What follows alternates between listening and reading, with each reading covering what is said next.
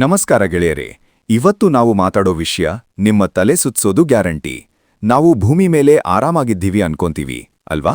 ಆದ್ರೆ ರಿಯಾಲಿಟಿ ಬೇರೆನೇ ಇದೆ. ಇಡೀ ಬ್ರಹ್ಮಾಂಡದಲ್ಲಿ ಯಾವುದೂ ಸ್ಟೇಬಲ್ ಆಗಿಲ್ಲ. ನಮ್ಮ ಪ್ಲಾನೆಟ್ ಸೂರ್ಯನ ಸುತ್ತ ಸುತ್ತುತ್ತೆ, ಸೂರ್ಯ ನಮ್ಮ ಗ್ಯಾಲಕ್ಸಿ ಕೇಂದ್ರದ ಸುತ್ತ ಸುತ್ತುತ್ತಾನೆ. ಆದ್ರೆ ಮ್ಯಾಟರ್ ಇಲ್ಲಿಗೆ ನಿಲ್ಲಲ್ಲ. ನಮ್ಮ ಇಡೀ ಮಿಲ್ಕಿ ವೇ ಗ್ಯಾಲಕ್ಸಿನೇ ಬಾಹ್ಯಾಕಾಶದಲ್ಲಿ ಯಾವುದೋ ಒಂದು ನಿಗೂಢ ಜಾಗದ ಕಡೆಗೆ ಅದ್ಭುತ ವೇಗದಲ್ಲಿ ನುಗ್ಗುತ್ತಿದೆ. ಆ ಜಾಗ ಯಾವುದು?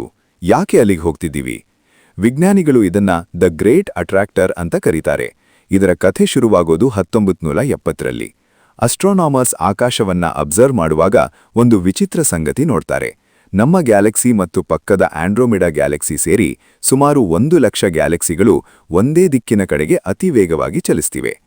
ಈ ಜಾಗ ನಮ್ಮಿಂದ ಸುಮಾರು 250 ಮಿಲಿಯನ್ ಲೈಟ್ ಇಯರ್ಸ್ ದೂರದಲ್ಲಿದೆ.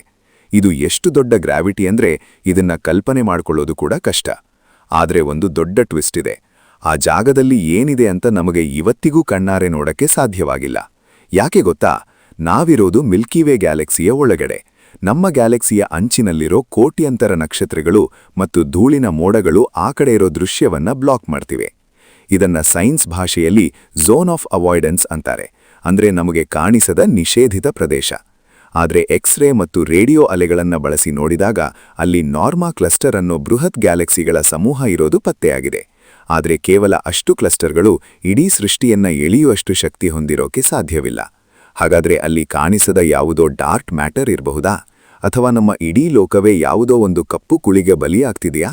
ಸದ್ಯಕ್ಕಂತೂ ನಾವೆಲ್ಲರೂ ಆ ನಿಗೂಢ ಸೆಳೆತಕ್ಕೆ ಸಿಕ್ಕಿಹಾಕೊಂಡಿದ್ದೀವಿ. ಮುಂದೊಂದು ದಿನ ನಾವಾ ಜಾಗವನ್ನ ತಲುಪಬಹುದು.